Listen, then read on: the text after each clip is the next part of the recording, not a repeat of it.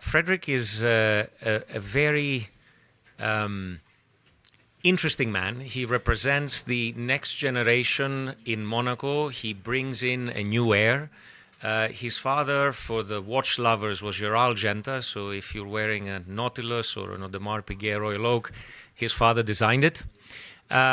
What is very nice about Frederick is that he combines private enterprise with government. He is a graduate of Harvard. He has worked in companies such as Google and Amazon and Microsoft.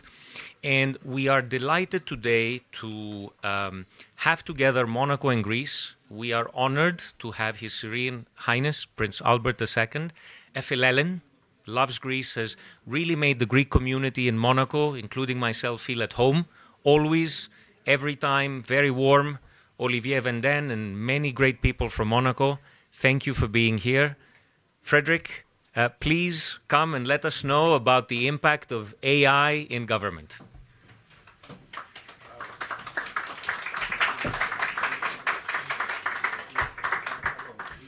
Thank you so much. Your Serene Highness, Prince Albert II, thank you so much for being here. Distinguished guests, ladies and gentlemen. Well, we've all seen many movies. Some Greek movies, because we are in the Greek out. I would like to thank Tassos. But some American movies about the relationship between the machine and human. 2001, A Space Odyssey. Her, Iron Man. Describing science fiction, a relationship between the machine and humans. Well, today, it's not science fiction anymore. It has become science. And you're going to tell me we heard this story many times before. We heard this story when Deep Blue beat Garry Kasparov. We heard this story with AlphaGo when the Go game, which is much more complex, the machine beat the best player of Go in 2016. So why is this guy telling us it's happening now? Well, something has changed. And the thing that has changed is that AI has been accessible to everyone. Last year, ChatGPT was launched. Everyone had the capacity to converse with the machine and to do great things. Last year, Copilot with Microsoft was launched. Everyone doing Excel, Word, even email with Outlook, so that there was a machine helping him or her. So now people have realized that they can become poets with intelligence artificial. Teachers in English and French realized that their students have suddenly become better at writing text. People have realized they could become coders. Now it's easy to write codes. So now that AI is accessible, like internet was when mobile came in the hands of everyone, things are going to change because people are going to live with AI. This is a huge change of paradigm. You've been listening about how AI is transforming everything. It's true. But what does it mean for leaders, for governments? What's the true impact of AI? I would want to share a bit of things I learned in my experience, both in the private sector, at Google and Amazon, and in the government in Monaco. The first thing you have to know with AI is what is AI concretely doing? Because AI is a myth, it's a buzzword. What does it mean? For me, it means three things. The first thing is exponential performance. AI is enabling humans to do things that were impossible before for our brains. I take two examples. The first one is research. Before, when you wanted to find new drugs, it was extremely complex. You had to get an idea, to test a protein, to see if it works or not, test another one. Now that all the proteins in the world have been documented and their effects, and now that you can document also illness, you put all those data together and the machine will mix it and see, well, this should work with that and this and this. And we're going to see, due to AI, exponential progress in research. Also, I always take this example, school teaching. When you have children, it's a class of 25, 20 if you're lucky. It's very difficult for a professor to teach to each student. You always teach to these mythical average students. that does not exist. You give the same work for the people who are more advanced and less.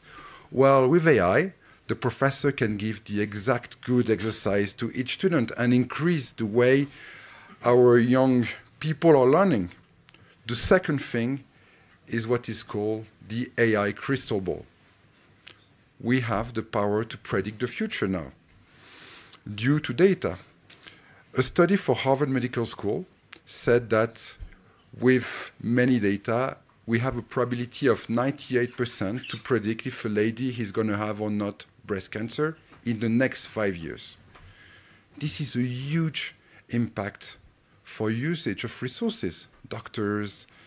Another thing, another very bad thing, food waste. 30% of the food are waste. And in the same... Sorry, first mistake, my boss is watching. More than 30% of the food are waste in the world. And this is a catastrophe. Some people are starving in the world and we waste food. It's more than stupid.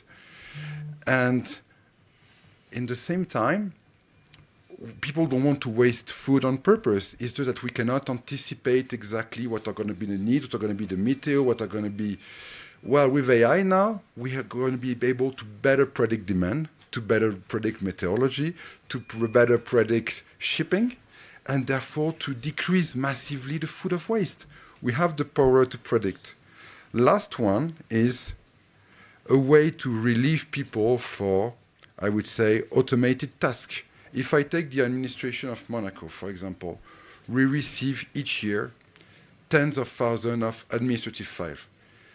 There are people that use their time or part of their time to check if the file is complete.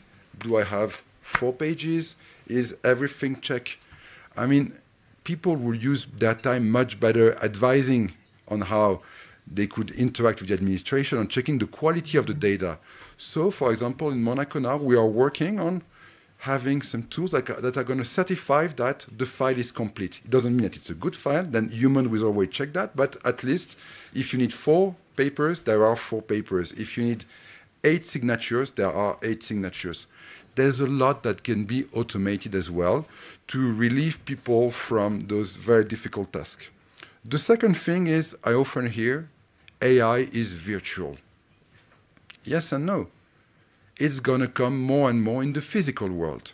First, because our physical devices are going to use more and more AI, cars, planes. Imagine the fuel we are losing because car and planes are inefficient. They don't take the right route. They don't optimize many things. With AI, we hope to be able to better monitor the usage of energy, while we still need to transition, to at least to decrease the waste and to be more efficient and to decrease all the waste humans are doing by being irrational. But there's a new thing which is called robotics, and AI will become fully physical with robots. In warehouse, for example, robots will help people to carry heavy load and they will know where to put things. Also in surgery, robots will be there to help as well. So robotics is the way for AI to become physical. The third thing is, and this is maybe the most important thing, the challenge with AI is not technological, it's human by very far.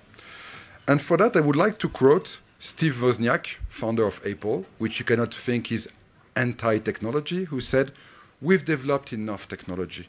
We have enough technology. If we could just master what we have, we would have an AI summer."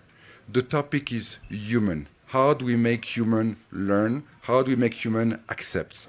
So I think that when you hear it's all about pushing the technology further, I do not think so. I really believe that it's about using what we have and making the most what we have for humans.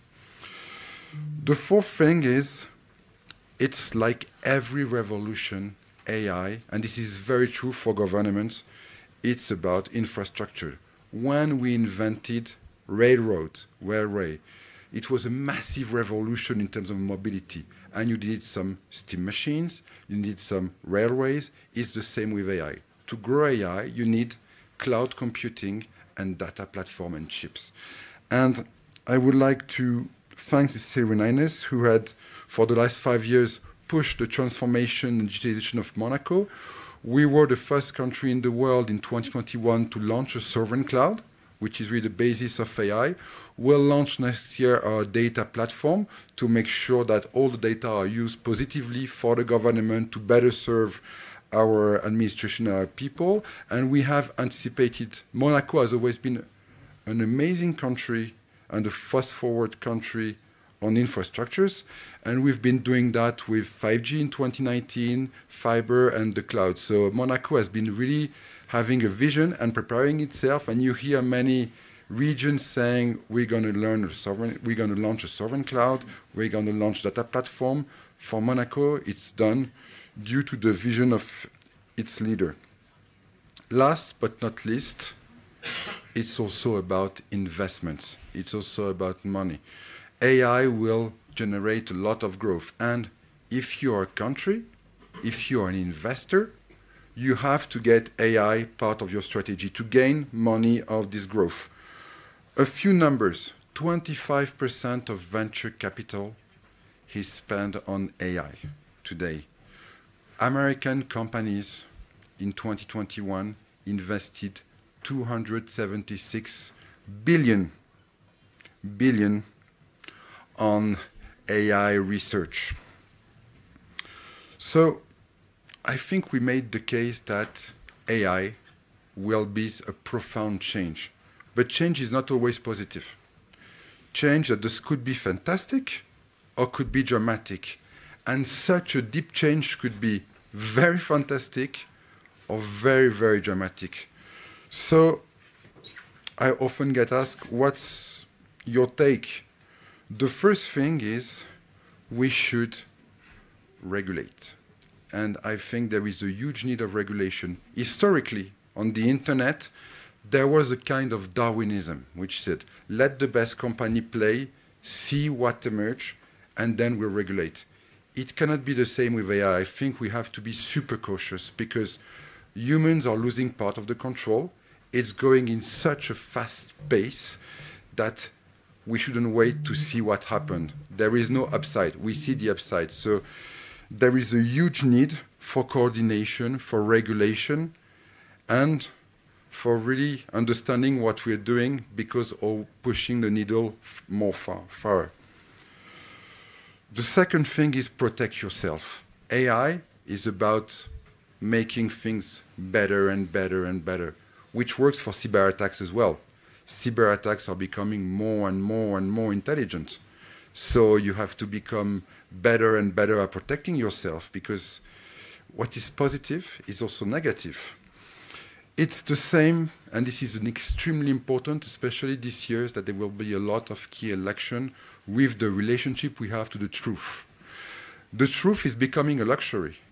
With the deep fakes that we are seeing all over the world, with everything, today we can construct a video of someone saying anything. And our brains, in our evolution, are not wired to understand that this is true. We were trained as human beings to see images, to listen to sounds. So we need to really work with all the AI providers to stamp the truth. There is a true fight for the truth and to respect the human beings.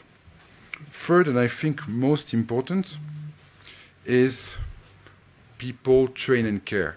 You saw yesterday the IMF raised the study, 60% of the jobs will be affected by AI.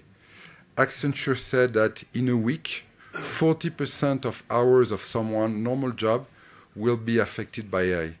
This is massive. This is not neutral. This has a huge impact. So what I think would be really important is tell people, train them, care, take time. It's all about people acceptance. It's all about people training. To keep the social consensus, there will be a huge need for explanation, for reorganization, for training, because there's going to be a cohabitation between human and machine, and you want this to be positive for human, and you don't want people to be against the machine. No one will win from that. Fourth, learn by doing. AI is something you have to test and learn. We've been testing different aspects in Monaco of AI to answer questions. We've been testing. nobody has the magic wand. You have to be very humble. It's about testing. It's about having the right infrastructure and testing. So test, test, test, put some data, train some system. If it doesn't work, do something else. AI, in a way, is a culture of humility. We're going to fail a lot. Test and learn, and test again. Last, for you in this room who are political and business leader, there is a new obligation to reorganize the way you are managing your organization. Data will become central. You cannot afford to have silos like before. You cannot afford to have the machine and human without having a clear role of what the machine is supposed to do, what humans are supposed to do. There are mainly organizations, all the companies and sometimes the government are reorganizing the way they function to make sure that they master the machine and they take advantage of it. You cannot throw the machine in that and have the same organization. It will implode. People will not accept the way it's done. People will rebel and you will lose. You will not take benefits of AI, which is going to breathe massive wealth if it's used well, massive growth. And you cannot, at the same time, go do something against your people. I take one example, audits. We estimate that in 2 to 3 years, 30% of auditing can be done by the machine.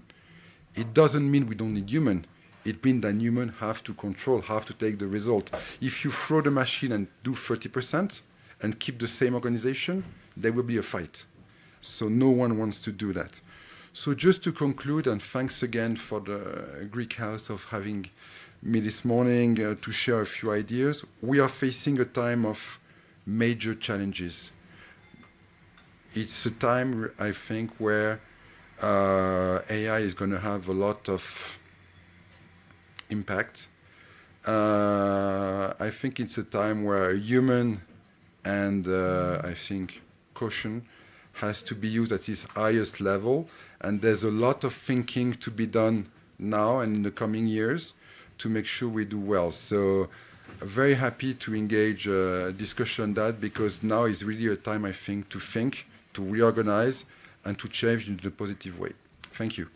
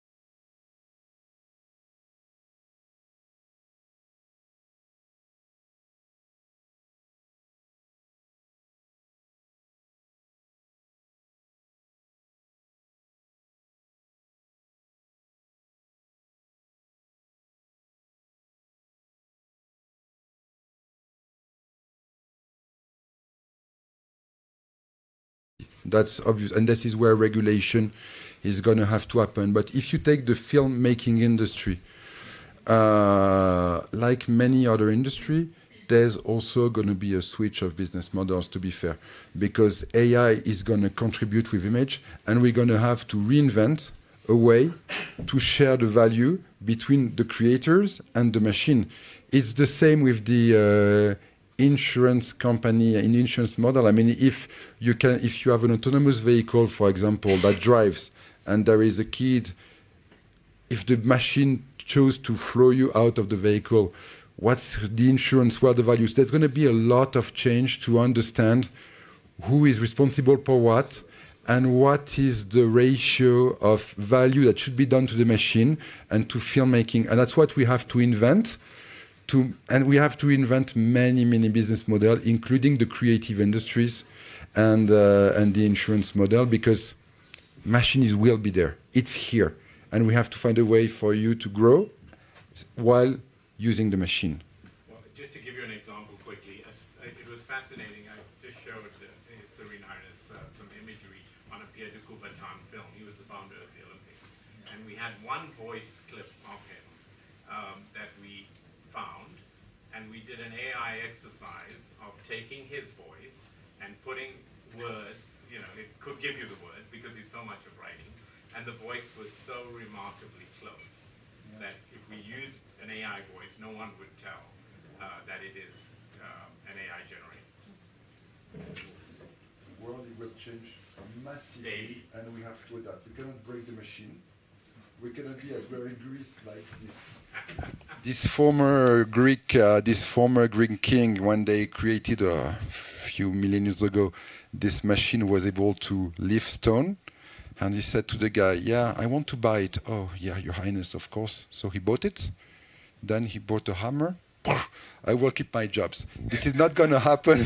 This is not going to happen with AI. There are too many machines, so we have to, now we're starting to cohabitate, but we have to do it smartly because we don't want revolutions. Sir? Yes, I think one of the things that you have to mention is basically the protection of the government. So your job at protecting the government, I mean, your constituencies from certain things on AI, because it's great to have it and development goes, but on the other hand, the government could also interfere into private lives through AI and amass a huge amount of data about the private individual. And then look what China is doing on the other hand. And this is something I think we in the Western world, or at least Europe, is trying to prevent. And how are you, let's say in Monaco, which is a smaller entity, trying to implement that for your own people? Because at the end, you want to live also where you have a certain protection from the government and not that the government is exploiting you for certain things. How do you address that? Thank you. So first, we are aligned with the European strategy about protecting data. GDPR, we're creating the same entity, it's called CCIN in Monaco, that protects people's privacy. So first, Monaco is a state of law, and we apply the European law, which are the most advanced in the world, on data protection. Second, we want to protect also our people in Monaco identity. That's why 2 years ago we launched a digital identity certified by the government, which is the way to interact with the administration. We're not the first, but we did something the Estonian way, because Estonia has been first and foremost doing that. We did that. We are now considering digital wallets also to make sure that each document is safe on our sovereign cloud. So we have a sovereign cloud that is applying all the regulation, all the security about personal identity and personal data, and we are giving the tools, and that's why His Serene Highness was very, I would say, I was embodying a digital which is both responsible and sovereign and based on security. That were the three values I was given in my mission statement. So Monaco is applying the law is protecting, and we are building all the infrastructure which are sovereign that will apply those laws. So when you come in Monaco, you have a digital entity, you will have a digital wallet, and you know you're in a government of law, and you have I would say, an independent agency which do not report into the government that will protect your data with European laws. So that's what we are doing to protect our people from us. Sir? Thank you, Frederic. So you are Secretary for Attractiveness, and I can tell you that Monaco is extremely attractive. However, Monaco has a very limited capacity to absorb either people or businesses. Given your leadership in AI and also the parallels you drew about, for example, efficiency and value chain or shipping and so on, do you consider ways in which companies can have some form of Monaco affiliation whilst not actually being physically based there, so almost like an offshore Monaco affiliation, and therefore benefit from the value and the experience of the government, but also, you know, not impose on you the physical presence? Is that a way that Monaco can expand its influence and footprint in the business world? No easy question. So, first and foremost, each time you create a company at Monaco, it has to be certified in the government, by the government. We are extremely attached to the way we control who comes to Monaco, both as a person and a business. So you wouldn't never come. And we really want to say that for us, we prefer to take more time, but to be sure of who are coming. So we are not in a run of being the fastest. We never claim you can build a company in 2 days in Monaco. This is not, I think, Your Highness, what we do in your country. So first, and we're not very keen to do offshore as well. We had really discussion about, especially for finance, onshoring strategy for the, since you became sovereign prince, that was one of your, so we're not doing really offshoring. On the other hand, we are very conscious of our limitations, and we know that we have to bring growth. That's why we are really pushing forward 2 industries in Monaco that can bring exponential growth without space, which are finance and digital. You need the same, more or less. You can be a team. I always take this example, which is, now I took it when I was much younger, but in 2013, 14, WhatsApp, when it sells to Facebook, with 18 people, is valued more than Peugeot, which 200,000 people. So we really want to welcome people who can bring a lot of value, but onshore. We are really keen on our reputation, because we know that as soon as reputation, and it comes back to the previous question, is gone, the rest is super difficult. So we won't take risk. We will develop, we will use AI to grow from Monaco additional revenues for the Principality, I think. Thank you very much. This concludes this session. If I may ask you to step for a picture of the session with Mr. Genta. Okay.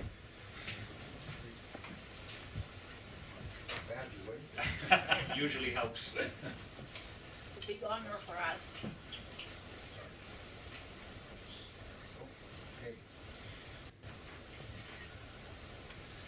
That's very attractive.